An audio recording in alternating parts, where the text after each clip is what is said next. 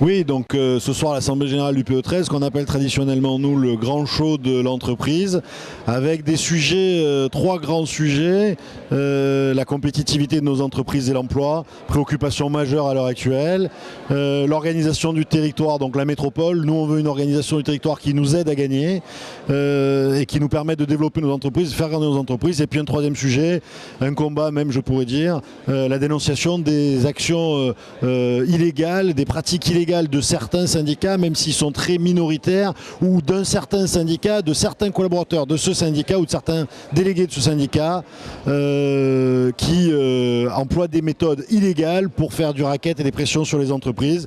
Et donc un grand mot d'ordre chez l'entreprise, ayons du courage, ne lâchons rien, dénonçons ces pratiques et la mise en place d'un outil par l'UPE13 au service de ces entrepreneurs.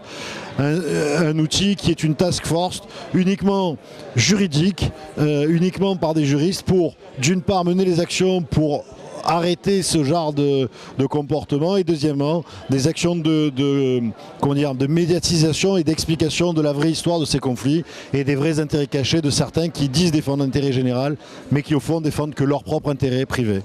Voilà simplement, plus de 1500 chefs d'entreprise, des beaux témoignages, une belle fête de l'entreprise qui redonne envie de croire en ce territoire et de se battre pour réussir à développer nos entreprises dans ces périodes difficiles.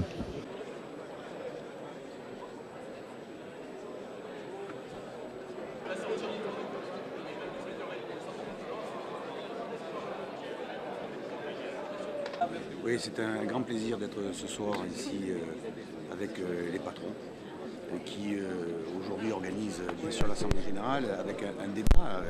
Parce qu'ils se posent beaucoup de questions sur leur territoire, sur leurs finances, sur leur imposition, sur leur avenir.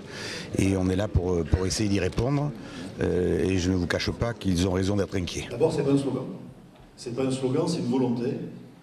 Et bien sûr qu'on persiste. C'est notre ligne de conduite pour les 5 années de mandature qui a démarré maintenant il y a 2 ans. Et c'est ce qui guide au quotidien nos actions, nos prises de position et tout ce qu'on met en œuvre pour développer l'entreprise. Pourquoi ? Seule l'entreprise crée la richesse. Personne ne peut plus le contester aujourd'hui. Seule l'entreprise crée le développement. Seule l'entreprise crée l'emploi. Seule l'entreprise peut créer le développement de ce territoire. Et il y a un lien direct entre faire grandir l'entreprise et faire grandir le territoire. Une entreprise, pour grandir, elle a besoin d'un territoire qui soit accueillant, elle a besoin d'un territoire qui soit favorable aux entreprises, elle a besoin d'un territoire où on peut se développer, où on peut employer, où on peut travailler. BusyBoost aujourd'hui, c'est la plateforme qui doit nous permettre d'accélérer le business. Ça a été très bien dit par mon vice-président, je ne le dirai pas aussi bien que lui, donc je lui laisse la phrase. Et BusyBoost, c'est aujourd'hui déjà plus de 5000 connexions, plus de 5000 participations mensuelles sur le dossier, et voire au-delà, ça pousse tous les jours. On vient de lancer il y a moins de 2 mois. D'autre part, BusyBoost, d'ici la fin de l'année, ça sera un certain nombre d'autres MEDEF territoriaux ou d'UP territoriales en France qui l'auront mis en place. Donc on est en train de créer, avec cette idée, un vrai réseau des chefs d'entreprise dans les Bouches-du-Rhône, mais bien sûr au-delà, de partout en France. Donc premier point, BusyBoost. Deuxième point, Busy News. On fait que dans le Busy. Busy News. Busy News, c'est quoi ? Pour mes prédécesseurs, présidents à la tête de l'UPE13 qui sont ici, je ne vais pas leur raconter l'histoire, mais en 1966, on a créé un journal qui s'appelait Profession du Sud-Est. Aujourd'hui, c'est le nouveau, la nouvelle version, c'est le relookage, c'est, comment dire, c'est une nouvelle page qui est en train de s'écrire, c'est Busy News. Alors Busy News, c'est pas le journal de l'UPE13, c'est le journal de l'ensemble des entrepreneurs et du monde économique de ce territoire. C'est votre journal, c'est fait pour faire connaître les valeurs de l'entreprise, c'est fait pour les diffuser auprès de nous, autour des leaders d'opinion, autour des élus, et je dirais tous ceux qui peuvent nous croiser. C'est votre journal, c'est notre journal, et ce soir, en partant, on va vous remettre le numéro 1 qui doit être à l'écran, ou qui va passer à l'écran dans quelques instants, il est là, qui est la première édition. Et juste à ce titre-là, je voudrais juste féliciter le rédacteur en chef, un certain Debaille, mon cher Thierry, qui est ici, qui est rédacteur en chef, et qui nous permet de faire ce journal. Bravo Thierry. On va passer au prochain rendez-vous. Alors, le prochain rendez-vous important aussi. C'est quoi? On en fait un rendez-vous important? Oui, encore un autre. Encore un autre. En septembre, je crois. C'est en septembre, allez, ok. On joue plus. C'est le Forum des entrepreneurs. Là aussi, cette année, un nouveau Forum des entrepreneurs. un peu comme toujours, avec des idées où on n'attend pas forcément les chefs d'entreprise. Dernière nouvelle du futur, c'est le 7 septembre.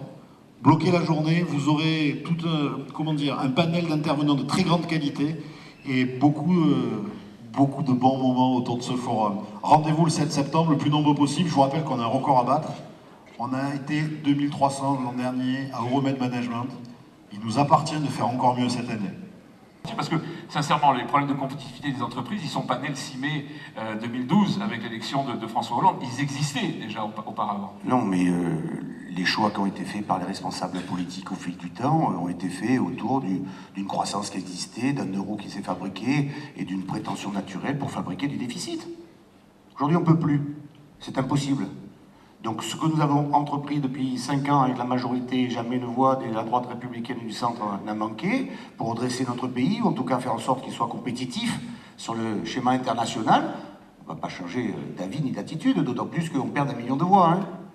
C'est pas un désastre sur le plan politique. On n'est pas balayé, c'est pas un raz-de-marée. Il n'y a pas un savoir-faire, une science infuse, et on voit bien qu'il y a une très grande inquiétude dans la population, comme chez les chefs d'entreprise, qui sont aujourd'hui confrontés à une nouvelle offre politique que nos adversaires vont essayer de mettre en place pour détricoter tout ce que nous avons voté pendant 5 ans, puisqu'ils se sont opposés à toutes les lois que nous avons proposées. Alors, vous parliez tout à l'heure du couple, parce que vous avez encore, je regarde ma montre, encore quelques minutes sur ce thème-là. Le couple, effectivement, dont vous avez vanté les mérites, France-Allemagne, là aussi, ce couple-là, il est remis aujourd'hui en question, et il paraîtrait que cette politique de rigueur et cette politique de retour à une orthodoxie des finances publiques, c'est pas forcément ce qu'attendent les peuples d'Europe, et on le voit avec ce qui se passe en Grèce. Est-ce que aujourd'hui, il n'y a pas des nouveaux modèles à réinventer? Des nouveaux modèles, si de toute façon les peuples du Nord respectent des règles financières de fonctionnement du pays et de contrôle qui ne sont pas les mêmes que les peuples du Sud, quand vous demandez aux Allemands qui ont fait des efforts conséquents pour fédérer les deux Allemagnes, qui se sont mis en ordre de marche, qui ont souffert pour le faire, de leur dire maintenant vous allez partager les dettes avec des pays comme la Grèce, qui s'est endetté et qui n'a pas manifestement travaillé comme le reste de l'Europe, en tout cas a su prendre les subventions, les aides, mais ne pas répondre à un minimum d'orthodoxie financière. L'attractivité du territoire, c'est un certain nombre de critères à remplir évidemment, et on considère que le transport en est un absolument essentiel. Pour poser le décor, quelques chiffres, 3 séries de chiffres très vite si vous le permettez. La première série, elle résulte d'un sondage qui a été fait par Opinionway à la fin de l'année 2011, à la demande du collectif Mon entreprise, ma ville. Un salarié sur 3 juge que son évolution professionnelle est contrariée par des problèmes de transport ou de logement. Les deux sont évidemment liés. 2 salariés sur 3 considèrent être obligés de prendre leur voiture parce que la desserte des transports sur ce territoire est mal organisée. 1 salarié sur 2 consacre plus de 10% de son budget au transport. On parlait de pouvoir d'achat, on sent instantanément qu'il y a évidemment des enjeux aujourd'hui autour du transport. Si j'osais, à l'issue de cette première série de chiffres, je dirais qu'il y a des citoyens électeurs qui ont besoin d'entendre ce que nos hommes politiques locaux peuvent nous dire, les engagements qu'ils peuvent prendre sur un sujet où ils ont manifestement une influence potentielle très forte. La deuxième série de chiffres, notre territoire, notre département, 9 AOT, ce sont les chefs de service que Jean-Luc évoquait dans son introduction. 9 AOT, ça veut dire, pour ceux qui ne savent pas, autorité organisatrice du transport, qui gère finalement le transport sur chacune des intercommunalités de notre département. 9 AOT, un syndicat mixte créé en 2009, un syndicat mixte, zéro... Il y a le président, je crois, au premier rang de ce syndicat mixte départemental, semble-t-il. Zéro réalisation opérationnelle, en tout cas visible pour les utilisateurs. Des intercommunalités qui sont sans cohérence, justement, avec la réalité des transports sur ce territoire. 3 chiffres. 43% des salariés qui habitent le pays d'Aubagne travaillent à l'extérieur. 1 tiers à Aix, 56% sur le pays salonnais. Je comptabilise pas ce que disait Guy sur le film tout à l'heure, les innombrables kilomètres et le temps perdu a une valeur économique. Et puis j'ajoute, parce que c'est important, un chiffre, 12% de taux de chômage dans notre région. Alors 12%, on sait que c'est 3% de plus que la moyenne nationale, c'est un point de préoccupation majeur chez nous, mais on sait que dans le même temps, il y a des demandes d'emploi par des entreprises du territoire qui ne sont pas satisfaites parce que justement, mauvaise adéquation. Je crois qu'autour d'Étendberg, il y a à peu près 1000 emplois qui ne sont pas satisfaits parce que les chefs d'entreprise ne trouvent pas des gens qui sont non pas compétents, mais qui sont capables de venir se déplacer pour aller à Martigues ou à Fossan. Puis ma troisième série de chiffres, et puis le sujet sera posé, je crois, qui rend légitime le fait que nous, entrepreneurs, nous posions la question. Les chiffres, c'est très simple, c'est 192 millions d'euros payés par les entreprises du département en 2011 pour financer le transport en commun de ce territoire. J'ajoute plus 50% en 5 ans. Si ça s'était amélioré, on serait peut-être content, mais je ne crois pas qu'on puisse dire que ce soit le cas. Donc, très simplement, le transport, facteur d'attractivité ou facteur de compétitivité du territoire pour nos entreprises, je crois que ces chiffres sont plutôt propices à démontrer que c'est plutôt un plomb, hein, comme on dit aussi, et d'autant plus dommageable qu'il y a un certain nombre de métropoles du territoire, en compétition, le terme étant entre guillemets avec la nôtre, qui ont su résoudre ces problèmes-là avec une bien meilleure efficacité. Et faisons attention, parce qu'aujourd'hui, la propulsion de métropole, elle est basée quand même sur la communauté urbaine, qui n'est pas le territoire, dont vous avez besoin, dont on a besoin d'ailleurs, parce que une entreprise en a autant besoin que tous les acteurs. La question, d'ailleurs, ça ne réglerait pas le problème qui est le vôtre. Aujourd'hui, si on transforme la communauté urbaine en métropole, ça ne change rien pour le problème que vous avez à ce moment-là, qui est plus un problème d'ordre de volonté politique, je le dis souvent, que ce soit le développement économique ou le transport, c'est la volonté qu'on met derrière. Ça change rien si elle reste dans le périmètre actuel. Bien sûr, mais il faut, pour que le périmètre s'étende, il faudrait quand même qu'il y ait une volonté des autres de s'étendre. La vraie question sur notre territoire, quand même, c'est que c'est possible à d'autres endroits, pour quelles raisons? Parce que la ville-centre, en général, est le moteur économique et le moteur financier. Partout, Lyon, Nantes, Toulouse, Bordeaux, Lille, la ville-centre est le moteur économique et le moteur financier. Le problème de notre territoire, c'est que la ville-centre, qui est un moteur économique, parce que c'est quand même 1 million d'habitants et une dynamique, n'est pas le moteur financier. Et c'est toute la difficulté aujourd'hui de rassembler un territoire en se disant, et c'est d'ailleurs la question sur Aix, la question sur Salon, la question sur le pourtour de l'Étendberg, c'est la question sur Aubagne, c'est de dire c'est nous qui apportons le financement pour sauver aujourd'hui la ville de Marseille. Et c'est l'inquiétude. Et c'est l'inquiétude, il faut l'écouter, sinon... Non, mais il faut l'écouter, sinon... Non, mais je ne dis pas il faut écouter cette inquiétude, sinon on va arriver à un système qui me semble le plus mauvais, qui est porté par une personne plus proche de toi que de moi, qui est de dire il faut monter Aix contre Marseille, ce qui serait la pire des choses. Est-ce que c'est pas quand même un peu ce qui est en train de se passer? Bien sûr que c'est ce qui est en train de se passer. Aujourd'hui, on est en train de nous dire que la réponse, c'est il faut préserver Marseille contre les méchants, préserver Aix contre les méchants Marseillais. Mais est-ce que vous reconnaissez que Marseille a aller au-delà, comme le dit un certain nombre de responsables politiques, et en particulier Jean-Claude Godin, qui dit Marseille a les charges de la centralité, mais n'en a pas forcément les recettes.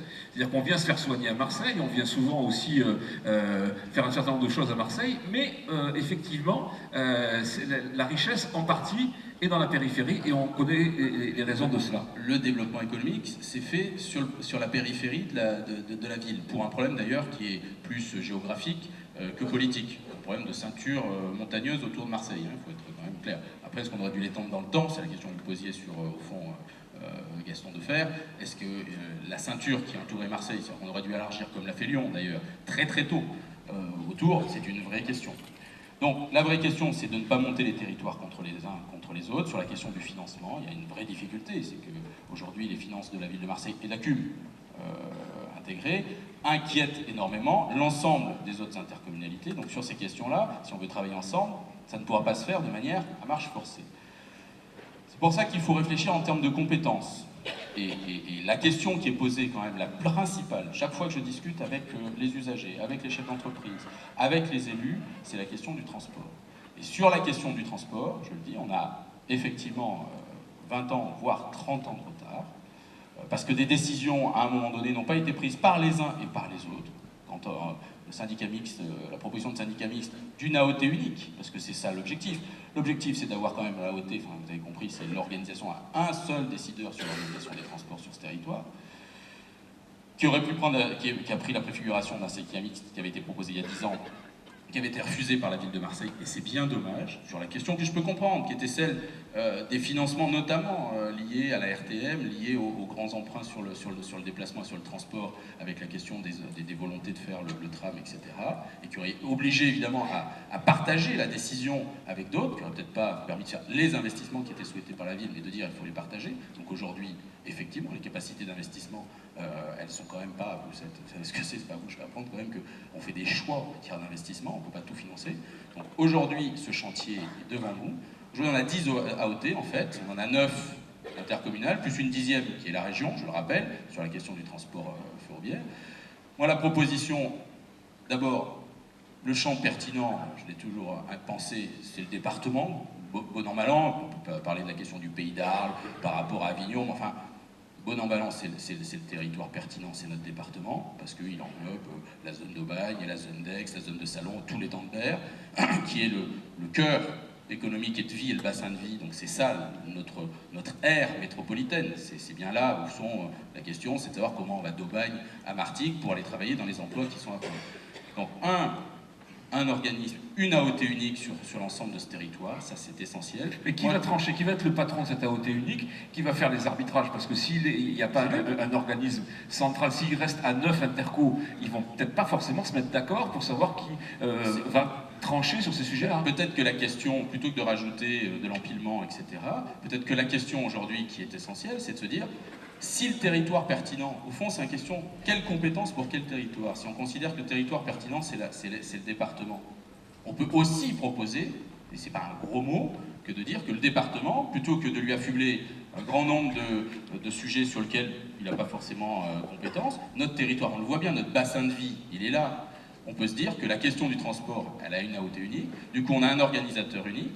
Moi je reste persuadé que malgré tout, la question de dire, il y a un décideur unique qui serait le département, mais il y a un outil qui est un syndicat mixte, qui a deux intérêts. Mais c'est déjà le cas depuis pas mal de temps. Or, ce syndicat mixte, on nous dit que non, parce que il n'est pas efficient du tout. Parce que l'AOT, d'abord, le président Guinde, il est là, du syndicat mixte pour vous indiquer ce qu'ils font, font, mais aujourd'hui, c'est la question du décideur. Il n'y a pas un décideur, il y a effectivement 9 décideurs à l'intérieur. Donc du coup, c'est une mise en œuvre longue. Donc je pense qu'il y a un effet, ça va être long. Il y a un effet législatif à fabriquer pour donner la compétence au niveau du territoire. Moi, un effet législatif. Donc, à votre avis, il faut peut-être retravailler la loi au moins sur ce sujet. Moi, sur la question de la clarification des compétences, je pense que de toute façon, ça passera par une nouvelle loi pour dire qui fait quoi. Voilà. Et certainement pas la concentration de toutes les compétences. Sur la question, non, mais je ne peux pas être d'accord là pour le coup. Sur la question du transport, je le dis, il y a l'outil du syndicat mixte doit quand même être intéressant. Le principal financeur de cette affaire, c'est vous, c'est le versement transport. Donc je ne vois pas pourquoi le principal payeur ne serait pas décideur, ce qui d'ailleurs permettrait de prendre en compte la problématique globale du territoire et tous les enjeux aux côtés des élus, peut-être même aux côtés des usagers. On pourrait imaginer d'ailleurs. Donc on pourrait imaginer que la Chambre de commerce ou l'UP ait des sièges dans cette organisation et décide avec la même importance que Mme Joissin ou que le maire d'Aubagne. Je crois que c'est l'avenir de nos territoires. Il passe quand même par des prises de décision en responsabilité, non pas pour les bloquer, donc ça je suis d'accord sur la question, il faut un décideur unique, c'est-à-dire qu'il y a une institution qui tranche et qui a un pouvoir, mais elle ne peut pas se faire dans le dos des entreprises, sinon on fait du saupoudrage de voirie à certains endroits pour... On a la capacité de prendre des décisions rapides et sans réel coût sur l'organisation de la desserte. Il suffit de le vouloir. On a des décisions extrêmement importantes pour organiser la planification de l'organisation de notre territoire dans 30 ans. Les générations qui viennent, c'est fondamental. Alors moi j'ai envie de vous dire, avant de parler à Jacques, s'il vous plaît, puisqu'on est tous d'accord, non pas sur la métropole, outil indispensable, mais sur le fait que le transport est au cœur de l'efficacité de notre territoire, dites-nous que vous êtes les chefs de vos équipes locales, si je puis dire, Écoutez, qu'est-ce que fait un chef d'entreprise quand il y a des divergences? Il réunit ses équipes, il essaie de faire sortir une vision à peu près commune. Si tant est qu'ensuite on puisse espérer que vous vous parliez, mais il y a une occasion extraordinaire, alors qu'on est dans une période où les sociétés se déstructurent, de se réconcilier. Tous les citoyens l'attendent. Prenez un engagement. Est-ce qu'on aura une AOT unique dans 1 an? Si vous dites 1 an, je serais ravi, parce que ce sera peut-être dans 2, mais ce sera mieux que dans 10. La question de la haute unique se pose clairement sur la compétence. Le pôle métropolitain peut la porter. On ne peut pas le réduire simplement à des rapports de force, savoir si le maire Marseille doit y être ou pas. Il y a une loi qui prévoit un certain nombre de représentations. Aujourd'hui, si on le souhaite, il y a à la fois un outil qui est le syndicat mixte. Il y a la nature, je partage l'avis de Renaud Muselier sur la question, il faut créer le pôle métropolitain et il ne faut pas prendre de retard, parce que sur cette question-là, il y a un consensus. Il n'y en a pas sur la métropole, pour les raisons, les miennes et d'autres d'ailleurs, de l'ensemble des acteurs, très bien, dont acte. Sur le pôle métropolitain, aujourd'hui il y a un consensus, il y a un outil, avançons, faisons-le, portons-le politiquement. On n'avait pas la gueule de l'emploi, on n'est pas né dans un palace, on n'avait pas la CV à papa. Bien, comme journaliste, j'étais très heureux, comme journaliste économique et éditorialiste, j'étais très heureux de participer à cette Assemblée Générale. J'ai trouvé que malgré le score soviétique avec lequel le président a été réélu, plus de 90%, c'était une forme très moderne et très créative. Et j'ai senti dans l'assistance, on sent toujours la réaction d'une salle, il y avait à la fois une grande inquiétude par rapport à la période que nous vivons, une inquiétude de ce qui se prépare sur le plan politique, sur le plan européen, sur le plan financier, tous ces risques, et en même temps une volonté très profonde de continuer à aller de l'avant, d'entreprendre, et en un mot, le courage du chef d'entreprise. Il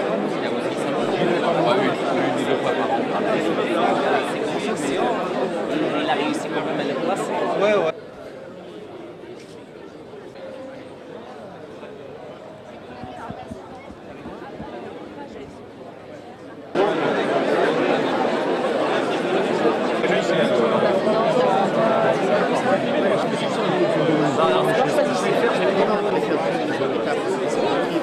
J'habite Marseille. Je peux.